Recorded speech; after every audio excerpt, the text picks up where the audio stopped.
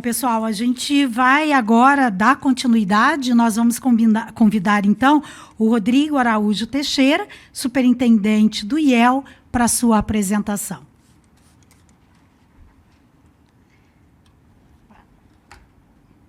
Obrigada, Rodrigo. Seja bem-vindo. Obrigado. Só colocar o...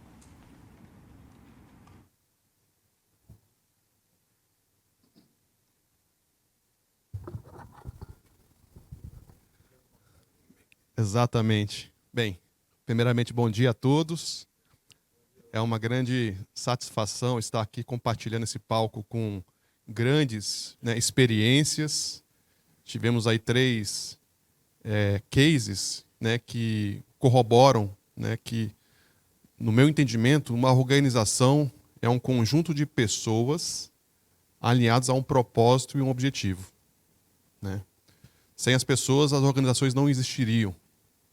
E aqui na Findes, nós também temos um propósito, que é transformar pessoas, desenvolver talentos para impulsionar o Espírito Santo. E o meu propósito é desenvolver talentos para inovação. Faço isso já há 2 décadas e a minha missão aqui no Espírito Santo também é colaborar, com esse crescimento.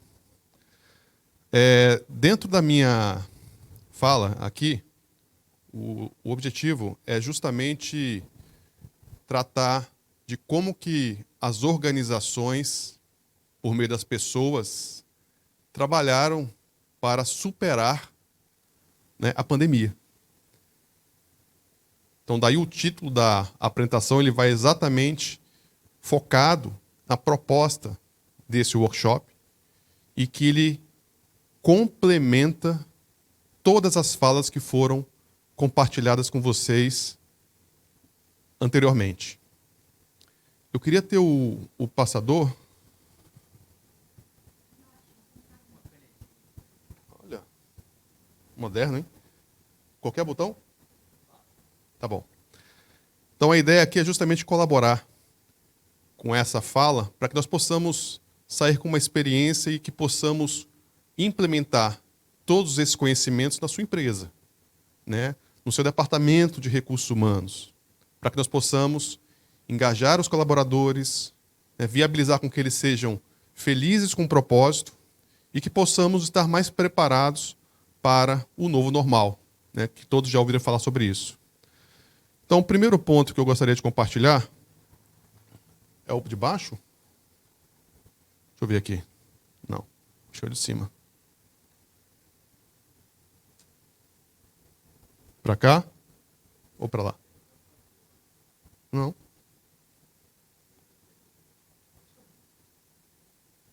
Bem, o primeiro ponto que eu gostaria de colaborar é justamente fazer uma retrospectiva breve sobre a pandemia. Quando tudo começou.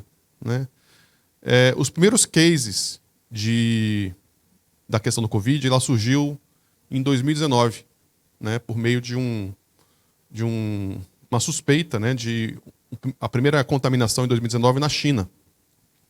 E que desde então, esse processo da evolução do Covid ele vem se alastrando no mundo desde então. Existe aqui uma fonte de informação, Our World in Data, que é um site muito interessante que vocês conseguem acompanhar dados de todos os países do mundo sobre a evolução, da pandemia. E, de acordo com o que esse site divulga, foram mais de 240 milhões de casos confirmados de contaminação de Covid. E percebam que, de acordo com o gráfico, essa pandemia ela afetou o mundo inteiro. Afetou aqui as empresas do Espírito Santo, afetou o Brasil, a América Latina, as Américas, o globo. E várias organizações começaram a buscar, a entender como reagir a esse cenário. Então eu trago aqui para vocês um case também, um estudo que foi feito pela consultoria de Roland Berger. É uma consultoria internacional que realiza estudos de gestão, trabalha muito com pessoas e trabalha com estratégia. E a companhia fez um trabalho de identificar como que as corporações, as empresas e as pessoas que trabalham nas empresas se prepararam, quais foram os passos para que possamos superar, né, lidar com a pandemia do Covid.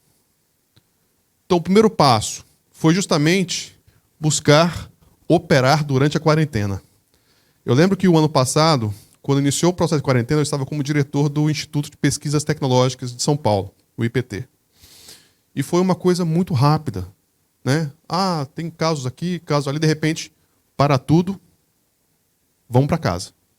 Então houve aquele processo de todo mundo se retirar das empresas e chegar em casa e começar a saber o que vai acontecer. Então houve naquele momento, né, uma primeira questão de que, pelo menos no IPT isso aconteceu muito, e várias organizações, de começar a implementar salas de guerra, colaborando com todos os departamentos da empresa, para que possamos verificar o seguinte: o que nós temos que fazer agora? O segundo ponto, o segundo passo, foi justamente comprimir os gastos. Nós não sabemos o que vai acontecer daqui para frente. E o terceiro é gerenciar o capital de risco e o capital de giro. São as três primeiras iniciativas que foram feitas no momento do início da quarentena. Após esse processo, nós começamos a nos organizar, a nos preparar para sairmos da quarentena. Então, nesse momento, o que foi pensado é como nós podemos nos preparar para esse novo paradigma. Então, as empresas, enquanto estavam buscando trabalhar em home office, começaram a fazer seus novos planejamentos, olhar os cenários, estudos de futuro, perspectivas do cliente, para que nós possamos, de fato, retomar o trabalho. E várias corporações começaram a avançar para o modelo híbrido, para o modelo 100% home office. Corporações começaram a contratar pessoas em vários estados.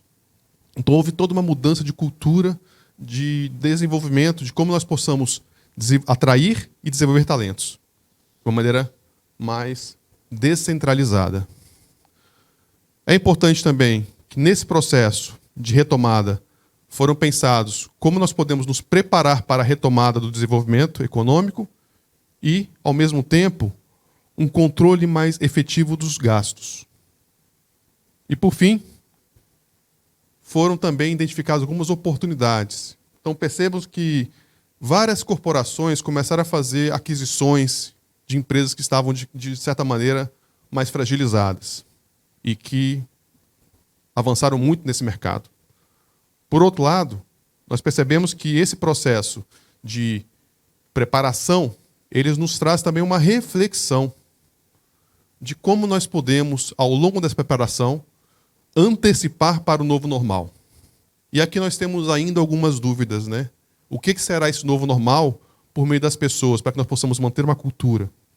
Eu já recebi relatos de que empresas que possuem um quadro de pessoal que já trabalhava antes da pandemia, conseguiram, de certa maneira, manter os seus funcionários engajados com uma cultura. Empresas que começaram a contratar funcionários durante a pandemia tiveram alguns desligamentos porque não teve uma conexão com a cultura empresarial. Então, esse processo da reflexão sobre o novo normal é algo que ainda nos desafia. Então, nós temos que justamente ter debates como estes para que nós possamos colaborar boas práticas de como avançar nesse processo.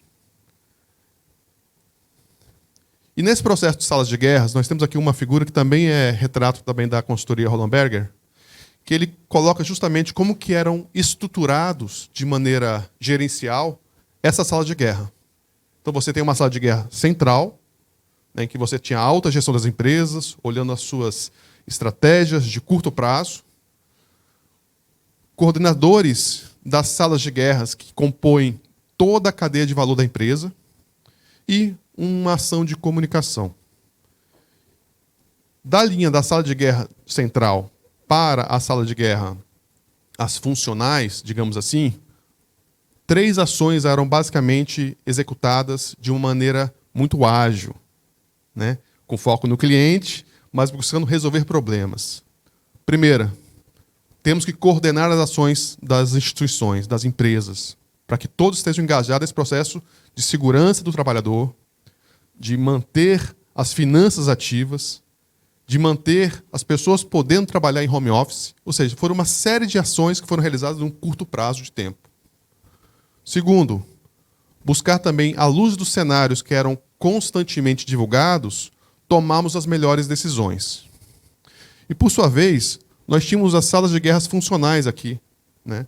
Então, o Departamento de Recursos Humanos, fazer um trabalho de comunicação diária com os funcionários, né, de como manter essa segurança, de como seria o processo de home office, de como seria o processo de revisão dos contratos de trabalho, porque quando você muda o trabalho físico para um trabalho virtual, você também muda o contrato de trabalho. Então, foram várias ações que foram definidas pelo grupo funcional de recursos humanos.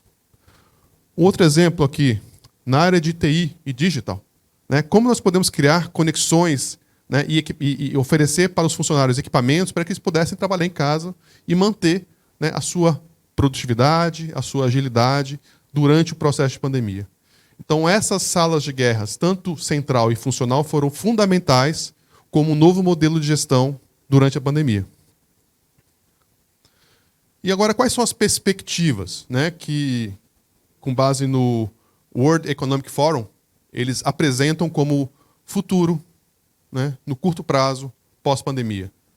Então, primeira questão, né, é um trabalho mais distribuído, né, um trabalho remoto. Inclusive, o IEL, do Espírito Santo, ele decidiu este ano de ser uma entidade virtual. Nós somos uma entidade que trabalhamos de uma maneira remota e podemos utilizar cafés do Espírito Santo para conversar com empresas. Temos espaços que podemos colaborar e sentar com outros pares aqui da Findes. Então, houve essa mudança, inclusive, aqui no IEL.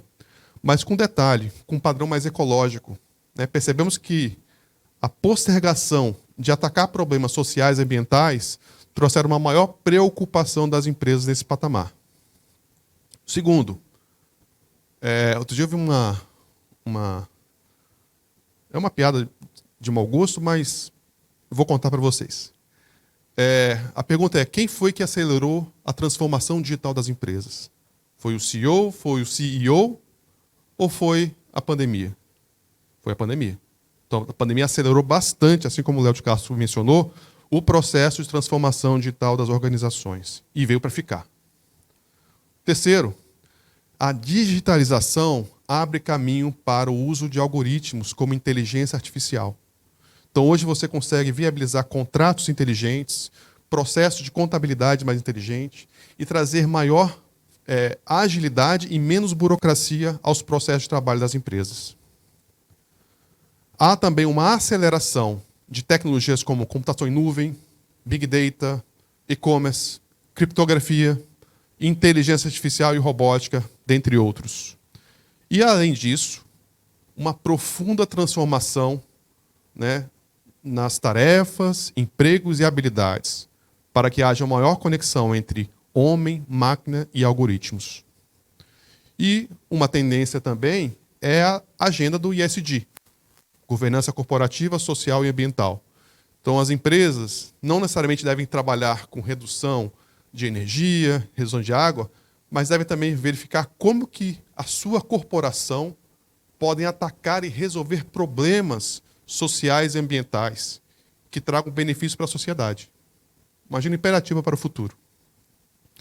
E aqui nós temos aqui também, da mesma organização, tá, o World Economic Forum, creio que todos vocês que trabalham na área de recursos humanos, que acompanham as tendências, já depararam com essas informações.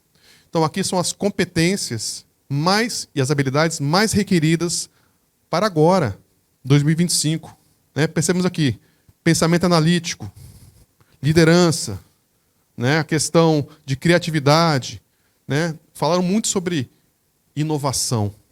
Então, as qualidades são colocadas aqui nesse quadro, ele diz a respeito justamente de como nós podemos preparar a nossa força de trabalho, os nossos talentos, para que possam pensar o novo e trazer mais valor para os seus clientes e para a sociedade.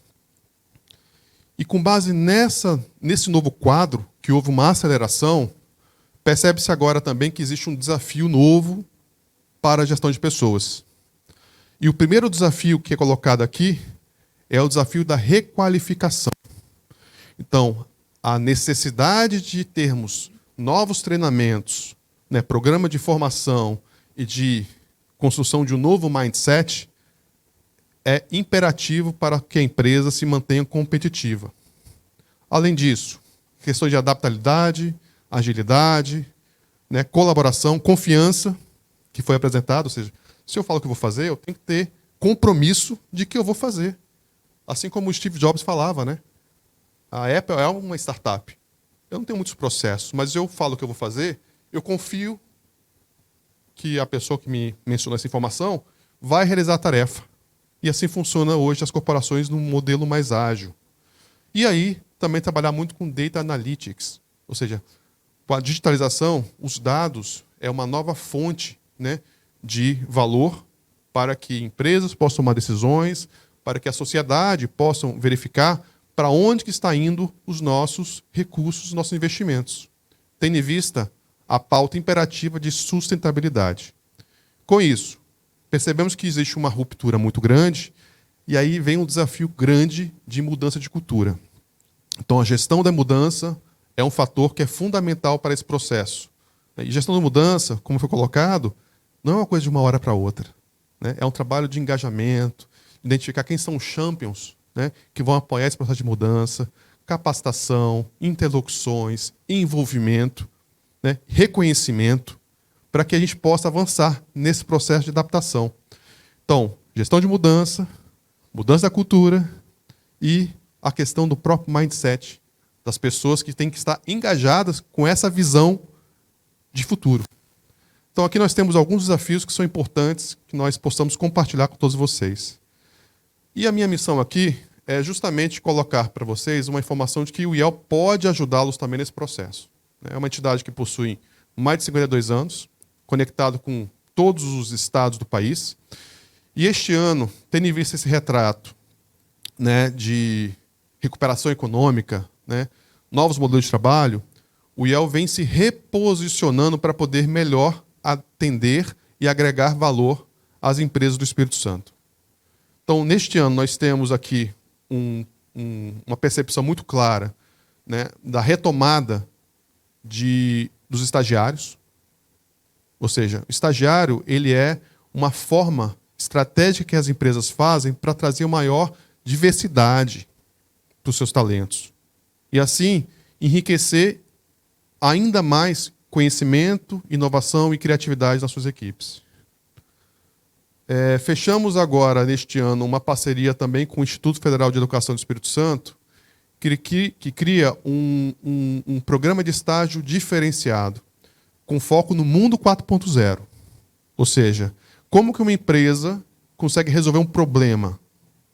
Então, a ideia desse programa, que já foi testado, validado, é que nós possamos conectar um professor universitário, na área de engenharia, por exemplo, juntamente com o estagiário e com o tutor da empresa, para que possam resolver um problema da empresa.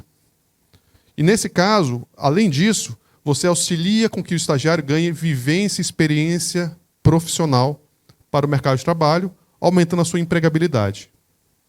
É um programa que nós assinamos o acordo este ano e já está pronto para ser lançado. Outra iniciativa. Esse programa aqui é um programa que eu tenho muita alegria de compartilhar com vocês, que ele foi criado com o objetivo de aumentar a interação entre a universidade, o centro de pesquisa e as empresas que queiram desenvolver projetos de inovação e pesquisa e desenvolvimento, que é fundamental essa interação. Então, essa iniciativa ele visa trazer alunos e egressos das universidades, sejam mestres, doutores, para que eles possam desenvolver projetos de inovação nas empresas e, ao mesmo tempo, qualificar esses novos egressos à dinâmica empresarial, com o objetivo de acelerar a adaptação desses profissionais à realidade do mercado. Outra iniciativa. Nós lançamos este ano também, em parceria com a BRH, o programa RH Parceiro. O RH Parceiro ele está condicionado em 3 pilares. Primeiro pilar, informação. Então, hoje aqui nós estamos passando informação.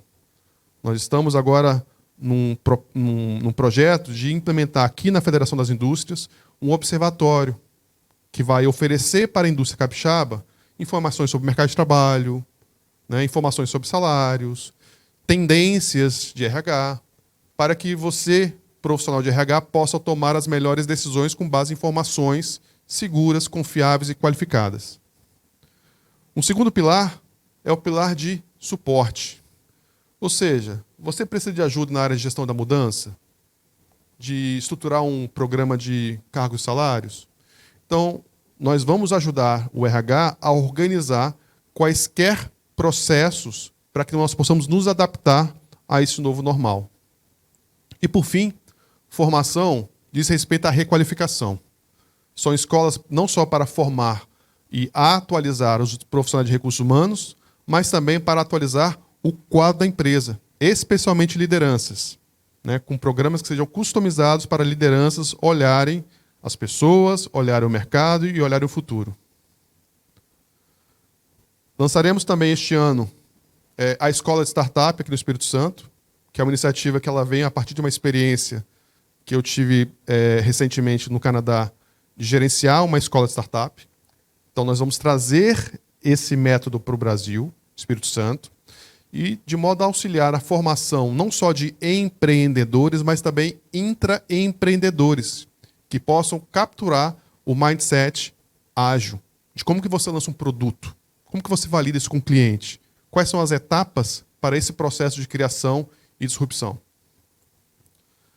Além disso, percebemos que esse processo de conexão entre a universidade e a empresa é fundamental para que haja um crescimento da economia, com impacto social e ambiental.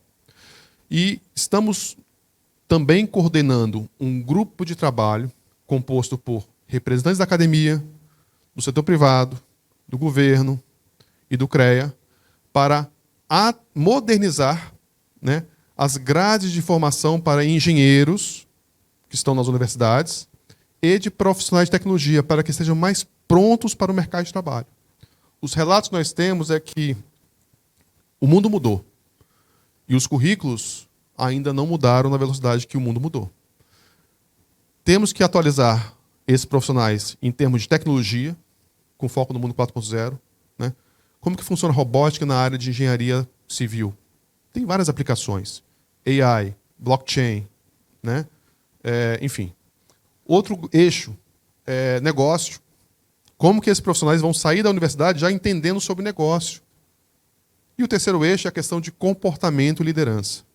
Até porque um engenheiro recém-formado, logo ele está gerenciando uma equipe.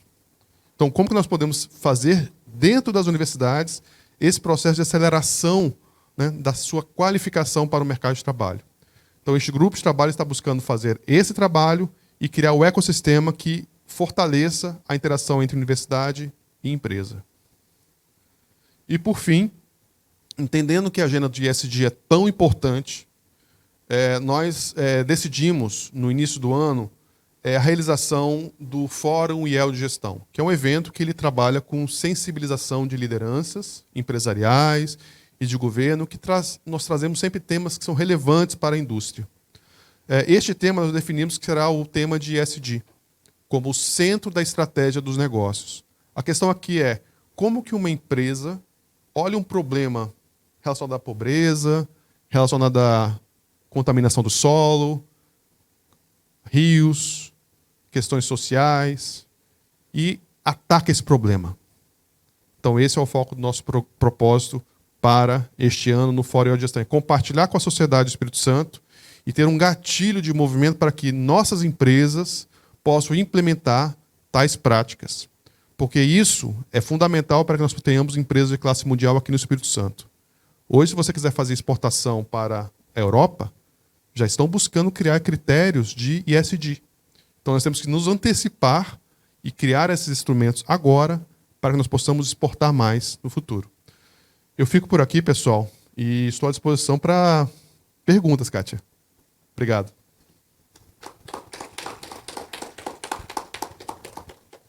Rodrigo, muito obrigada pela apresentação. Eu estava aqui pensando assim, como é bom saber, né, que no estado do Espírito Santo a gente pode contar com instituições como o IEL, né? Você fez aí uma retomada e você está oferecendo soluções em todas as áreas, né? Eu acho que isso é extremamente importante, né?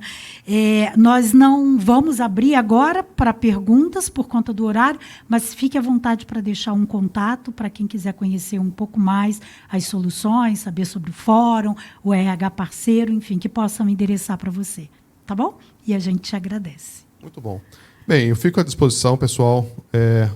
Basta a Federação das Indústrias estar com portas abertas para que vocês possam vir aqui e será uma satisfação conversar com cada um de vocês e entender como que eu posso ajudá-los a resolver os seus problemas. Muito obrigado.